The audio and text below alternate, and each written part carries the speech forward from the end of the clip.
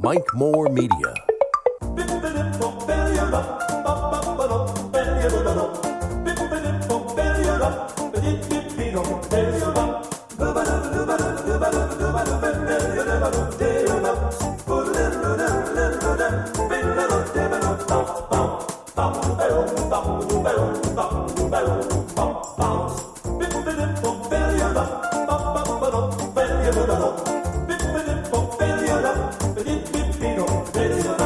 Hello, it's Mike and Annette. We're live with you Monday, February 8th, and taking your phone calls at this number, 336-932-1881, 932-1881. Hi, sweets. Good morning. And a good morning to you.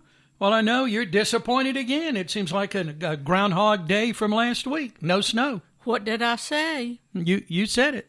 It wouldn't happen. I'm going to get a job at one of the local TV stations as a non-meteorologist. See if you can do better. Well, there was I was just reading this interesting story in the opinion section of the News and Record yesterday by Charles Davenport, The Folly of Forecasting and Science. So he's talking about, can we really, put a lot of trust in the science of forecasting. Sometimes it doesn't seem to work out like the scientists, the meteorologists say. But he was talking here about on most of looking back when he was a kid, on most of the weekday evenings in the Frank Deal era. Mm-hmm. Remember Frank Deal? Mm-hmm. Said longtime Triad residents will understand. How excited he got when there was snow in the forecast. And it happened. Yeah, and it happened, and there's no school the next day. Yeah. Yeah, we got excited. And who was the gentleman in Reidsville that you could always count on? Earl Burton. Yes. Earl Burton. Yes. Earl Burton was the man. Uh-huh. Yeah, he had the weather. So I got to thinking about some things here, and Clyde McLean at WBTV in Charlotte was, we watched Channel 3 growing up in Spencer, so he was the weatherman we depended on. And I'm just thinking about, the forecasts then and today. But in this article here by Charles Davenport, he talks about a man named Isaac Klein. I was just kind of looking something up on him when he came into the studio here a moment ago. This goes back to 1900, the big hurricane that was heading toward Texas in 1900. And Isaac Klein was one of the first meteorologists to come out of the United States Weather Bureau. And he said, there's no way a hurricane is going to hit Galveston, Texas. and I was just reading here, just pulled up some information, and he said, this is a quote here, he said, it's a serious delusion. There's no way. It's just not going to happen. The science of things, it wasn't right, the geography and all of that. Well, it killed about 12,000 people, including his wife. Oh. Mm-hmm. So that was an interesting story here. But I'm thinking, and I don't know if we were married yet or not. Maybe when I first came here, but, we met pretty soon. But remember the Shell Weather Center that was on Channel 12? It seemed like the guy's name was Brian somebody. And, they'd go to the weather. And that was before they had, all the fancy stuff they have today. And he would climb up the Shell Weather Center. Oh, yeah. Remember him? And it was right on the ground, but it gave the illusion. He was climbing up this big tower, to the weather center to get a better view. And, but that's when they, put little Velcro highs and lows on the weather map and drew things and all of that. So we've come a long way. Well, I think we've come too far, and it's certainly not accurate. We've come a long way, but still missing the forecast. That AccuWeather or whatever AccuWeather is not. No, not quite what it's cracked up to be, it looks like. So I'm sorry, but you're saying next weekend the forecast is snow? I think on my phone it shows A snowflake. Mm-hmm. Snowflake. That's probably about what it'll be. A snowflake. A snowflake. So get ready, folks. A snowflake next weekend is coming. Okay. Well, just a little bit on the weather there. And, of course, the Super Bowl has come and gone, and you were telling me last night, because I watched a little bit of the game near the end, and people weren't real happy with the halftime show. No, they weren't. And more comments today. People are still very unhappy with the weekend. Yeah, I don't know how many people had heard of him. Maybe I'm just not into today's music. So no, well, apparently a lot of people were not pleased with that. You're just wanting 1 year to have a good country artist. Yes, really. Mm-hmm. And you would have who? I'm not really sure. I think Kenny Chesney or Keith Urban. I think Keith Urban would really do a good job. Or, one of those two. Well, that's probably a good choice. Yeah. Tim McGraw wouldn't be bad. Mm-hmm. Yeah. Okay, so there you go. If anybody's listening has any say-so in things out there with Super Bowl halftime entertainment, then that's your 2 cents worth. What are people saying about the little punk who didn't? Did he not? I don't know. I just heard what you were saying last night. Did he not? Did he not stand for the national anthem, or did he? I don't know. I didn't exactly. really get. And I didn't see anything on the news about it this morning. So evidently it was not a big event. Yeah, maybe. I guess not. Yeah. Well, I guess Tom Brady showed him. Yeah, I guess he did. Yeah. Funny cartoon on Facebook this morning on social media about the father and carrying him on his on his shoulders, the kid there. Okay, let's see. Let me give our phone number again, 336-932-1881. If you'd like to be on our program, call in with your comments.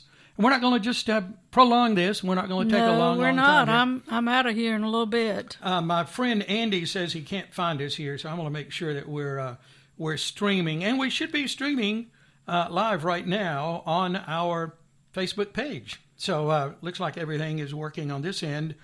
So if you'd like to be on the program, just give us a call. We'd like to talk to you. Maybe you'd like to talk about the Super Bowl or anything that may be on your mind. And Lori just sent us a message, our daughter. The kids are testing. They can't call in. Okay. We had a nice long conversation with Lori yesterday.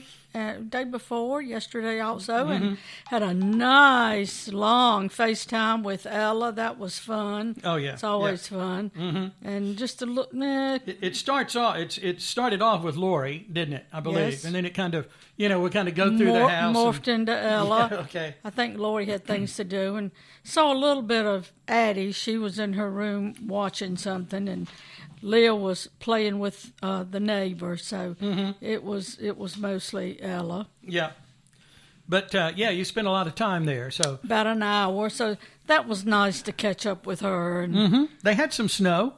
Yeah, a little bit, mostly rain. Yeah, okay. Few big snowflakes, Lori said, but not a lot. Yeah, Lori says she's listening. So hello to our daughter. Yes, and thanks for telling us about the movie A Dog's Purpose and A Dog's Journey. We have watched the first one.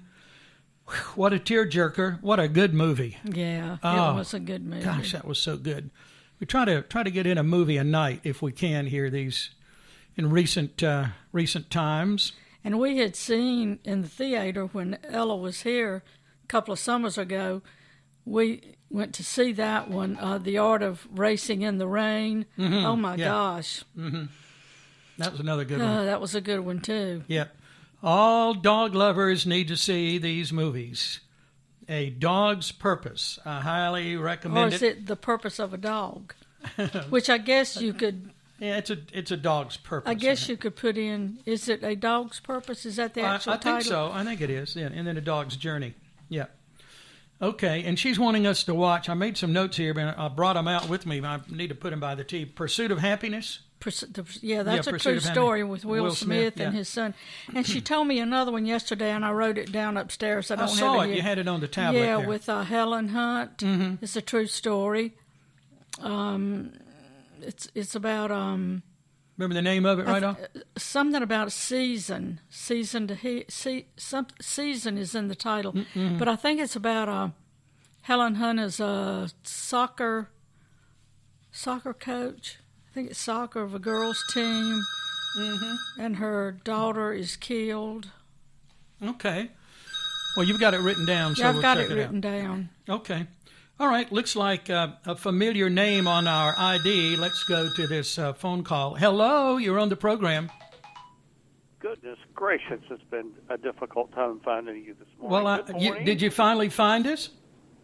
I found the phone number, and I just said, well, let me try this phone number. I can't find you on YouTube. I can't find you on Facebook. I see mentions and advertisements to log in, but for some reason I can't find anything but old recordings. Wow, okay. Well, let me see what's going on here. Oh, Lori says the name of that movie is Miracle Season. Miracle Season. Okay, thank you, Lori. All right, our friend... Hey, Andy. Our friend Andy is on the line here. Hey, Annette. Yeah. Hey, how you doing? I'm doing good. Ann and I are between our first and second COVID shot doses. We get our second one Wednesday. Okay. It was a complete non-event, the first one, knock on wood. Was it? Okay. Well, I've heard a lot of people say that second one really knocks you for a loop. It's a doozy. Well, we're gonna make sure that the sheets have been changed within the last 3 or 4 weeks, and that there's a bowl of soup in the pantry just in case. Yeah. Well, it may not affect you. Some people are saying both were fine, no problems, and then others have said that second one was just horrible. And so, you can't listen to what other people say, how it affected them. Everybody's different. Yeah. Mm-hmm. So hopefully, that's exactly right.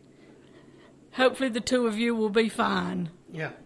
I'm hoping so, and kind of like I tell my friends that they worry so much about television forecast weather. What's it going to do? What's it going to do this? When is it going to do that? What are we going to get? Well, I tell them I can be 100% accurate. Just give me a day, and I'll tell you exactly what it did. Okay. Yeah. There's nothing that you can do about it except be reasonably prepared. If it snows, it does. If it doesn't, didn't snow today. There's school. Yeah. And, for folks like you that are not going to work on a daily basis anymore, it doesn't matter one way or the other, does it? Hey. I had to fix my own breakfast this morning. Oh, my goodness. My very own breakfast. Oh, what did you fix? I had bacon and toasted English muffin with coffee. Mm-hmm. Well, that sounds very nice. Of course, you can't cook. Well, you can't cook one slice of bacon because you never know when something's going to be wrong with it. So you have to get a testing piece to go with that. You need to do a whole pound. And nobody. No, about 4. Oh, okay. Well, I guess okay. I would have to have more than 4 once I start with bacon. Mike, and Annette, both of you, I have, in my years past when I was younger and smaller, by the way, I have stood at the oven when Ann was working at the hospital and go through a pound of bacon, just standing there cooking it and eating it. Oh, gee, I believe it. Yeah. But when you look at it, you buy a pound of bacon. When it cooks out, it's like maybe 4 ounces. Yeah, it's not a lot left. Kind of like health. That's right. Mm-hmm. Kind of like health food by then. Yeah. We were talking about weathermen, TV weathermen, a little bit ago. When you grew up down in the Fayetteville area, did you have a favorite TV weatherman you watched? Do you remember? Oh, of course. Okay. Of course. Bob DeBartoleben at WRAL. Bob DeBartoleben at WRAL in Raleigh. Oh, sure. Okay. Yes. He was the weather guy for years. And then they decided to get an assistant for him who turned out to be Greg Fishel. And first, Mm-hmm. I know that name. Yeah, the first agreed weatherman on that channel, and Greg stayed with him for 32 years or something like that before he retired a couple of years ago.